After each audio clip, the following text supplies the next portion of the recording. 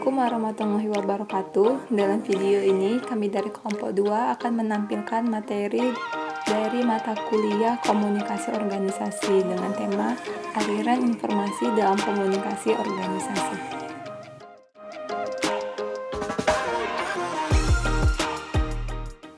Pengertian aliran informasi.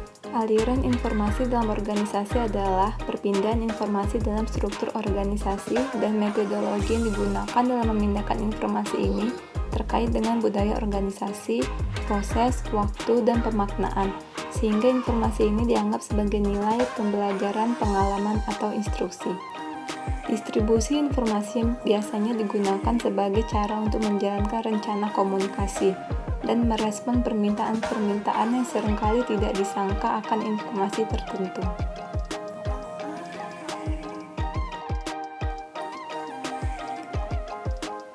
Arah aliran informasi.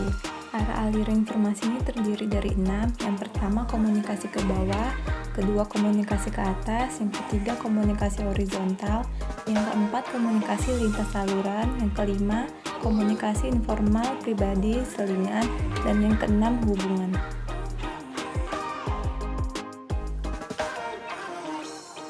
Yang pertama, komunikasi ke bawah. Komunikasi ke bawah berarti bahwa informasi mengalir dari jabatan berotoritas lebih tinggi kepada mereka yang berotoritas lebih rendah. Adapun jenis informasi yang biasa digunakan dari atasan kepada bawahan itu terdiri dari 5. Salah satunya, informasi mengenai bagaimana melakukan pekerjaan.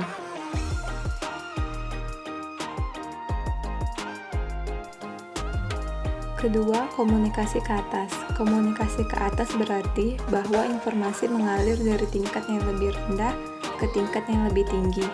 Manfaat dari komunikasi ke atas menumbuhkan apresiasi dan loyalitas kepada organisasi dengan memberi kesempatan kepada pegawai untuk menentukan apakah bawahan memahami apa yang diharapkan dari aliran informasi ke bawah. Komunikasi ke atas membantu pegawai mengatasi masalah pekerjaan mereka.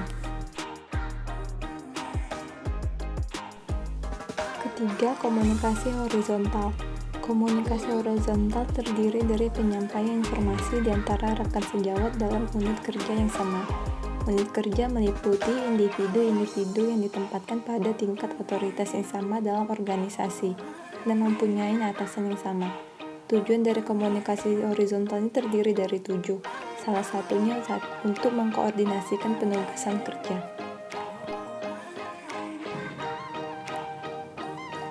4. Komunikasi lintas saluran merupakan penyampaian informasi rekan sejawat yang melatih batas-batas fungsional dengan individu yang tidak menduduki posisi atasan maupun bawahan mereka.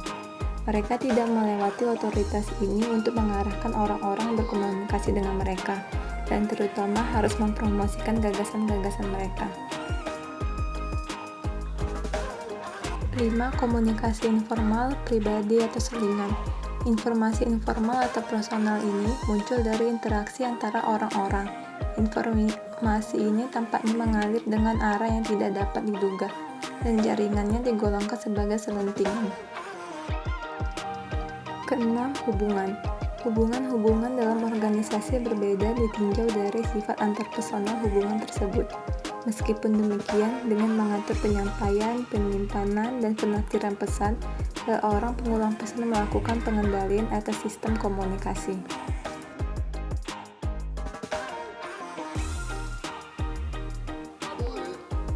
Seorang ahli bernama Gutzkow menyatakan bahwa aliran informasi dalam suatu organisasi dapat terjadi dengan 3 cara. Yang pertama, serentak, yaitu penyebaran pesan yang dilakukan secara bersama dan pesan tersebut harus tiba di beberapa tempat yang berbeda pada saat yang sama. Yang kedua, berurutan, yaitu penyampaian pesan berurutan merupakan bentuk komunikasi yang utama yang pasti terjadi dalam organisasi, meliputi perluasan bentuk penyebaran. Dan yang ketiga, pola aliran informasi. Aliran informasi berkembang dari kontak antarpersonal yang teratur dengan cara-cara rutin pengiriman dan penerimaan pesan.